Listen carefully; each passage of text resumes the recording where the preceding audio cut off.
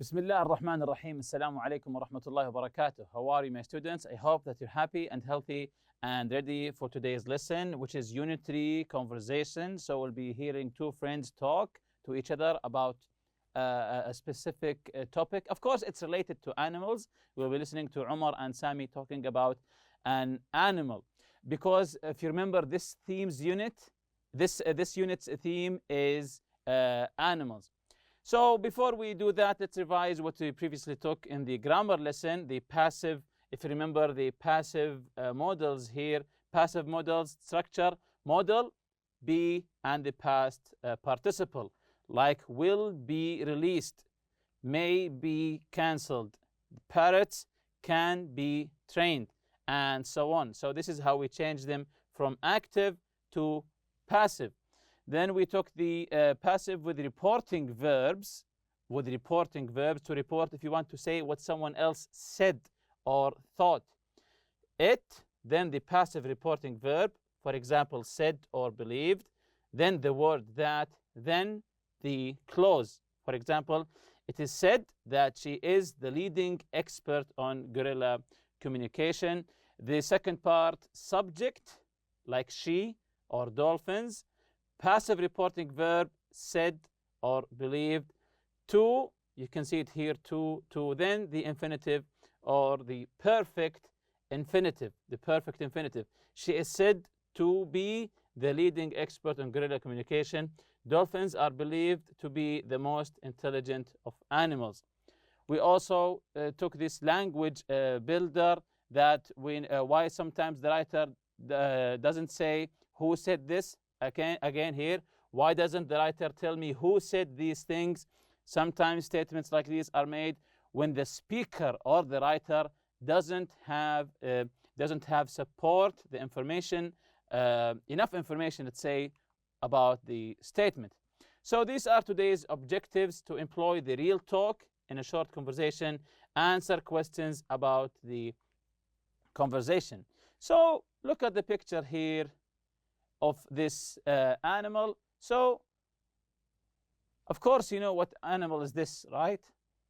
Yes, of course, this is a horse. So, in the relationship between a man or a human, let's say, and an animal, who is the boss? Who is the leader in this relation, let's say? The relation between animals and humans. Who is the leader? Who is the boss? So, this is the first question here. Who is the boss in the relationship between the man and the horse? So, of course, the leader would be the human or the man. Have you ever tried to train an animal of any kind? It is an interesting question here. Have you ever tried to train, or you have ever trained an animal before, whether it's a horse, it's a cat, or any other animal? Have you ever tried to train or trained an animal before? If yes, then share this experience with your colleagues. If yes, how did you do it?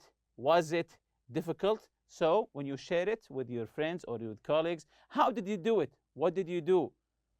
And was it difficult or was it easy? But I think, of course, it wasn't easy. It was difficult. So you're going to hear a conversation in which one person is describing problems he is having with his horse. So someone is complaining. He's describing problems he's having with his horse. The other person gives him some advice. So the conversation is between two people. Someone who has a horse is complaining. He is having problems with his horse. And the other person is giving him advice on how to solve these problems. So now listen with your book closed. So listen with your books closed. So close your books and just listen to the conversation. We'll be listening to it again and be reading along. But now just close your books and just listen here to the conversation between Sami and Umar. And of course, it's about a horse. Let's listen. Sami, I'm interested in speaking to someone about horse training. A friend of mine suggested I come here. Umar, what kind of problems are you having with your horse? Sami, He's a beautiful, strong, and affectionate horse, but he's driving me crazy. He won't follow instructions. He will gallop instead of cantering. He won't turn when I need him to. And if he spots a patch of grass, he'll head straight for it and ignore me completely. Umar, I gather you have a young stallion. I will check the schedule and we can arrange training sessions for you and your horse. Hang in there, Sammy. Okay, but in the meantime, I really need some advice. How should I handle him when he disobeys? Umar, well, I can try and give you a few tips now. You say he'll head straight for a patch of grass when he sees one. Do you let him do that when you are out riding, Sammy? Well, sometimes, but only if I want to stop for a minute or so. Umar, you need to set rules and then stick with them 24/7. If you're not consistent, he's not going to learn. Sammy, okay, but when he is all friendly and nice, it's hard to not let him do what he wants. Umar, look, I'm going to get to the point. It sounds to me like your horse is calling the shots. You need to be firmer. If you train your horse not to do something, then suddenly let him do it. You'll be back to the drawing board. So now that we have listened to the conversation between them, from what you heard, do you think that Umar is the problem? Is that he's too strict with his horse or not strict enough? So now that you have listened to the conversation between Umar and Sami, so do you think that the problem is that he's not strict enough or that he is too strict? So try to think of this question. And now we'll listen again and read along. Listen again. Now open your books. And while you're listening, try to read along. Let's listen. Sammy, I'm interested in speaking to someone about horse training. A friend of mine suggested I come here. Umar, what kind of problems are you having with your horse? Sammy, he's a beautiful, strong, and affectionate horse, but he's driving me crazy. He won't follow instructions. He will gallop instead of cantering. He won't turn when I need him to. And if he spots a patch of grass, he'll head straight for it and ignore me completely. Umar, I gather you have a young stallion. I will check the schedule and we can arrange training sessions for you and your horse. Hang in there, Sammy. Okay, but in the meantime, I really need some advice. How should I handle him when he disobeys? So now you see in this part of the conversation, Umar is advising Sami what kind of problems you're having with your horse. He said in the beginning, he said he's a beautiful, strong, and affectionate horse, but he's driving me crazy. He's driving me crazy. He won't follow my instructions. He won't obey me. He's always disobeying me. He will gallop. Gallop means that when the horses run really fast, this is galloping instead of cantering. He won't turn when I need him to. When he wants him to turn, the horse won't turn. And if he spots a patch of grass, he'll head straight for it and ignore me completely. And when the horse sees a patch of grass, he will ignore Sami and go straight for the grass. Umar said, I gather you have a young stallion. So he said that the horse is still young. I will check the schedule and we can arrange training session for you and your horse. Hang in there. Try to figure out the meaning of hang in there because we'll see it later. Sami, okay, but in the meantime, I really need some advice. I really need some advice. So he's asking for help. How should I handle him when he disobeys? So when he, the horse of course, disobeys me, what do I do? How do I handle him? So let's continue the conversation here. Umar, well, I can try and give you a few tips now. You say he'll head straight for a patch of grass when he sees one. Do you let him do that when you are out riding, Sami? Well, sometimes, but only if I want to stop for a minute or so. Umar, you need to set rules and then stick with them 24/7. If you're not consistent, he's not going to learn. Sami, okay, but when he is all friendly and nice, it's hard to not let him do what he wants. Umar, look, I'm going to get to the point. It sounds to me like your horse is calling the shots. You need to be firmer. If you train your horse not to do something, then suddenly let him do it, you'll be back to the drawing board. So here in the second part of the conversation, Umar is saying, well, I can try to give you a few tips if you want. He'll say, would you head straight for a patch of grass? You say he'll head straight for a patch of grass when he sees one. Do you let him do that when you're out riding? When you're out in the wild riding, do you let him go to eat a patch of grass or not? So what did he say here? Well, sometimes, but if I want to stop for a minute or so. That's when Umar, you think that Umar is getting really mad here. You need to set rules and then stick with them 24/7. So he's saying you don't have rules. You have to set rules, then stick with them. If you're not consistent doing things all the time, he's not going to learn. If you're not consistent with your horse, because one time you're saying to him it's not allowed to eat grass, and the other time you say it's allowed, this is not consistent. If you're not consistent with him, he will not obey you. Sami said, okay, but when he is all friendly and nice, it's hard not to let him do what he wants. So Sami here is being affectionate, emotional. He said, when he is all nice and friendly, I have to obey him. I want him to do what he wants. Then you can look at the tone here. Umar said, look. Then here you see Umar is being serious. Look, I'm going to get to the point. I'm going straight to the point. It sounds to me like your horse is calling the shots. Your horse is leading you, not the other way around. You need to be firmer. You have to be strict. Firm is strict. If you train your horse not to do one thing, not to do something, then suddenly let him do it, you will be back to the drawing board. When you tell your horse you can't do that, then later you let him do it. So you're going back to square one, going back to the drawing board. So this is the real talk here. Hang in there. Don't give up.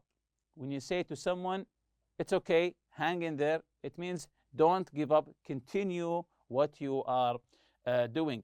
24/7, all day and night, non-stop, 24 hours a day, 7 days a week. So 24, this is referring to the hours of the day, 7 to the days of the week, all day and night, non-stop, meaning 24 hours a day, each day in a week, 7 days a week. Get to the point. Be direct. Get to the point. When someone wants to tell you something and he began talking long things, he doesn't get to the point, you say to him, please get to the point. Be direct with me. So get to the point, to be direct. Calling the shots, when he said to him, it sounds like your horse is calling the shots. He is in charge. So someone who is calling the shots, he is in charge and making the decisions. So calling the shots means in charge. Back to the drawing board, to have to start a process over again from the beginning. Back to the drawing board, going back to the beginning, or as they say, back to square one. So who says each expression and why? Hang in there. Who says hang in there and why? Yes, Umar says this because he's encouraging Sami not to give up on the horse. Now, with classes, the horse will improve. He's saying to Sami, don't give up, hang in there, your horse will improve. 24/7. Who is saying 24/7 and why? So again, Umar means that Sami needs to make the horse follow the rules all the time. He's saying to him 24/7, the horse has to obey the rules. He can't make any exceptions. Get to the point. Is it Umar or Sami here? Yes, Umar is going to say what he thinks right away without delay. He said, I'll get to the point, when he got a little bit mad. Calling the shots, when he said, it looks like your horse is calling the shots. So Umar means that in the relationship between Sami and the horse is in charge, not the other way around. Back to the drawing board, again, Umar. So all of these, Umar said them, means that every time Sami lets the horse break a rule, he'll have to start training all over again, back to the drawing board. It means back to the beginning. So work with a partner here, work with a partner to practice the expressions. You can ask and answer questions such as the following. So work with your friend, with a partner, to practice these expressions. You can ask and answer questions such as the following. So read the questions with your friend or your colleague just to exercise these expressions, and ask and answer also each other. When would you tell someone to hang in there? What's the occasion when you want to tell someone, hang in there? When do you say to him? When do you say this to him? What things in our town are open 24/7? In our town or city, what things in our town are open 24/7? Do you like it when people get right to the point, straight to the point? If you have a pet, who calls the shots in the relationship, you or the pet? Can you think of a time when you had to go back to the drawing board on a project? So, do you remember a project that you had to go to square one in the beginning? Can you think of a time when you had to go back in the drawing board on a project? And jumping on to about the conversation questions here, what problems is Sammy having with his horse? So, what kind of problems is Sammy having with his horse? You can get back to the conversation if you want. So, what problems is Sammy having with his horse? So, his horse doesn't follow instructions, will gallop instead of cantering, and won't turn when he needs him to. So, he's being disobedient. So, his horse doesn't follow instructions, he is galloping instead of cantering, and won't turn when he needs him to. What advice does Umar give him? So he asked Umar for advice, and Umar gave him advice. What advice does Umar give him? So he said, yes, he tells him that he needs to set rules and stick by them. He told him, you have to set rules and stick by them, and you have to be strict, you have to be firm with the horse. Number 3, how does Sammy respond to Umar's advice?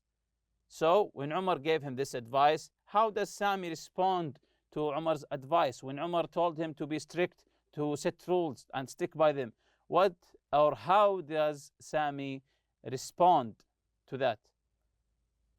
So the answer is, Sammy says it is hard not to let his horse have his way.